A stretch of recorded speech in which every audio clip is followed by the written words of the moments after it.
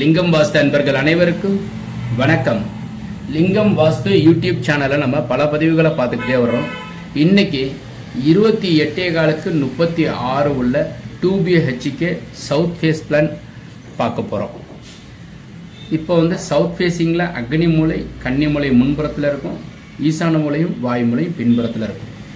5G பார்க்க போகிறோம். ஈசான மூலையில் போர்வெல், மழைநீர் சேகரிப்பு, சம்ப், செப்டிக் டேங்க் வாயு மூலையில் இருக்கும். கன்னி மூலையில் வாட்டர் டேங்க், உள்புறத்தில் மொட்டை மாடியில் ஹைட்டாக வைக்கணும். எந்த பகுதியில் நீங்கள் வீடு கட்டியிருந்தாலும் அதை விட ஃபஸ்ட் ஃப்ளோரில் உயரமாக தூக்கி இருக்கணும். This is 5 golden rule. இப்போ 4C நம்ம இப்போ பார்க்க போகிறோம். 4C நம்ம உள்ளே போகிறதுக்கு முன்னாடி வால் ஹேட்ச் பண்ணால் தான், கன்ஸ்ட்ரக்ஷன் பண்ணால் தான் உங்களுக்கு ஈஸியாக புரியும். ஸோ திஸ் இஸ் கன்னி மூலையில் நம்ம ஸ்டார்ட் பண்ணுறோம். நல்லா வெயிட்டாக கட்டுங்க, உயரமாக கட்டுங்க, கனமாக வச்சு சுவர் கட்டுங்க. 4.5 இன்ச்சு 2 இன்ச்சு 3 இன்ச்சு வச்சு கட்டாதீங்க. So this is wall for 4.5 inch wall. Outer wall மாத்திரம் 9 இன்ச்சு கட்டுங்க. So this is middle wall. இப்போ நம்ம பிளான் நம்ம வால்லாம் ஹேட்ச் பண்ணிட்டேங்க. வீட்டுக்கு உள்ளே நம்ம போகிறோம். போர்ட்டிகோ சைஸ் 13க்கு 10. இப்போ நம்ம தப்பாக இருக்கிறத பற்றி நான் சொல்கிறேன் பாருங்கள். தெற்க பார்த்த வீட்டிற்கு போரை கன்னி மூலையில் போட்டுருவாங்க, அல்லது போர்ட்டிகோ நல்லா பெருசாக இடம் விட்டுருவாங்க, போர்ட்டிகோவிலேயே போரை போட்டுருவாங்க, மழைநீர் சேகரிப்பு போட்டுருவாங்க. அக்னி மூலையில் அதுக்கு மேலேயே என்ன செஞ்சுருவாங்கனாக்கா வாட்டர் டேங்க் அமைச்சிருவாங்க. இந்த டாய்லெட் பாத்ரூமுக்கு அப்படியே வெளியிலேயே கன்னி மூலையில் செப்டிக் டேங்க் அமைச்சிருவாங்க. நான் சொன்னதெல்லாம் கிட்டத்தட்ட தெற்க பார்த்த வீட்டுக்கு 50% வீட்டில் இருக்குது. நல்லா புரிஞ்சுக்கோங்க. போர்ட்டிகோவில் போர் போட்டிருக்கிறாங்க. பெண்களுக்கு உடல் ஆரோக்கிய குறை ஏற்படும். மழைநீர் சேகரிப்பு அமைச்சிடுறாங்க. மழை காலங்கள் எல்லாம் காசு பணம் குறையும். அப்புறம் போரு, மழைநீர், சம்பு. போரில் தண்ணி போயிடுச்சுன்னா என்ன சார் பண்ணுறது? தண்ணி போயிடுச்சுங்கிற ஒரு நினைவு உங்கள் எண்ணத்தில் எப்போ பதிஞ்சிச்சோ உங்கள் வீட்டுக்குள்ளே தண்ணி போயிருங்க. அந்த மாதிரி திங்ஸு, அந்த மாதிரி எண்ணங்கள் எப்போவுமே நினைக்காதீங்க. உங்கள் வீட்டில் எல்லா வீட்டில் தண்ணி போனாலும் நமக்கு தண்ணி இருக்குங்கிறது நினைங்க. எல்லார் வீட்லேயும் தண்ணி இருக்கும்னு நினைங்க. உங்களுக்கு தண்ணி இருக்கும். இப்போ நம்ம இந்த மாதிரி கட்டக்கூடாது. போரு, மழைநீர் சேகரிப்பு, சம்பு இப்படி தான் இருக்கணும். தெற்க பார்த்த வீட்டிற்கு அக்னி மூலை காலியாக இருக்கணும். செப்டிக் டேங்க் போட்டுவிட்டிங்கன்னா வாரிசு அப்படின்னு எழுதியிருக்கேங்க. பெண்களுக்கு இந்த பகுதியில் ஏதோ ஒரு தவறு பண்ணிட்டோம்னா, நம்மளை நம்பி ஒரு பொண்ணு கல்யாணம் பண்ணி இந்த வீட்டில் குடித்தனம் பண்ணுறதுக்கு நம்ம வாய்ப்பு கொடுத்துருக்கிறாரு இறைவன். இல்லை உங்கள் மருமகளை நீங்கள் இந்த வீட்டுக்கு கூட்டி வர்றீங்க. நாம் இந்த தப்பெல்லாம் வச்சுக்கிட்டு அந்த பொண்ணை கூட்டி போய் நம்ம என்னெல்லாம் சொல்கிறோம் தெரியுமா? என்ன ஒரு குழந்தைய கொடுக்க மாட்டீங்க, உனக்கு கரு உருவாக மாட்டேங்குது அப்படின்னு சொல்லிட்டு அந்த பொண்ணை ஏசுகிறோம். தவறு எங்கே இருக்குன்னு புரிஞ்சுக்கோங்க. தவறு வீட்டுக்குள்ளே தான் இருக்குது. இறைவன் கொடுக்க மாட்டாருங்கிறது, இறைவன் கொடுப்பதை யாராலும் தடுக்க முடியாது. இறைவன் கொடுக்காது யாராலும் கொடுக்க முடியாது. இறைவன் கொடுக்கறதுக்கு தான் அந்த வீடை கொடுத்துருக்கிறாரு. நீங்கள் தப்பாக வீடை கட்டிட்டு உங்கள் மருமகளை நீங்கள் குறை சொல்கிறதோ இல்லை மருமகனை குறை சொல்கிறதோ தப்புங்க. மருமகளுக்கு இந்த வீட்டில் இருக்கிற தவறுகள் இருந்தால் கருப்பை, மயோமா, ஃபைப்ராய்டு, நீர்த்துளிகள், கருப்பையில் ஏதோ ஒரு கோளாறு ஏற்படும்.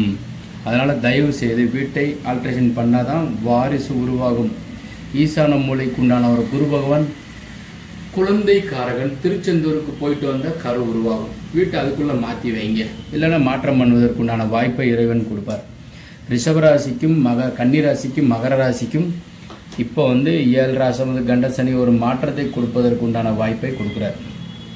இப்போ நம்ம வீட்டுக்குள்ளே போயிடுவோம். 4க்கு 8 வெராண்டா, அப்புறம் தலைவாசல். ஹால் சைஸ் 16க்கு 16.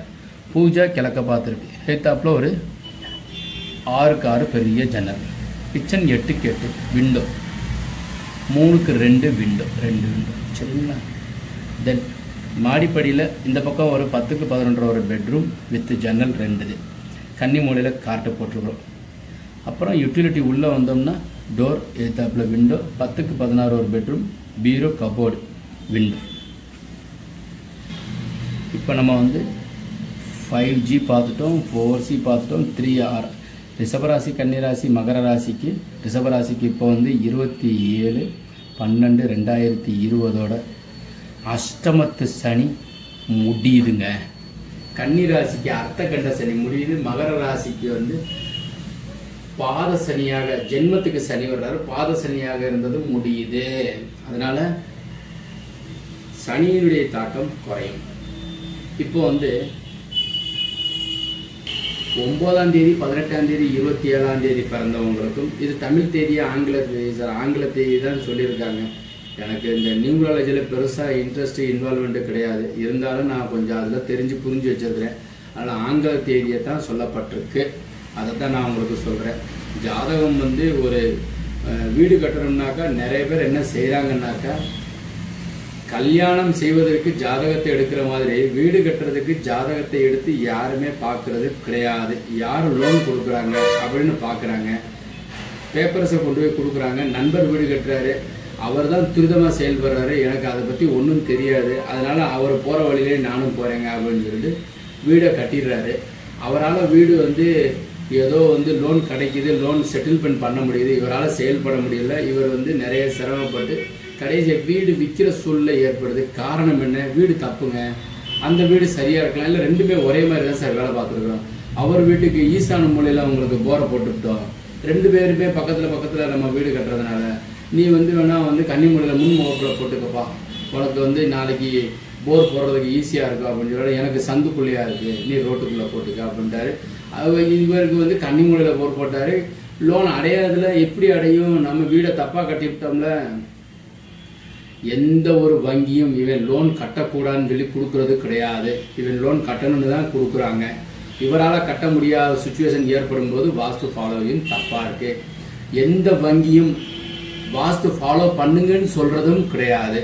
அது ஃபாலோ பண்ணிட்டோம்னா வங்கி வளர்ந்துடும், அவங்களுக்கு வர வேண்டிய காசு வந்துடும்.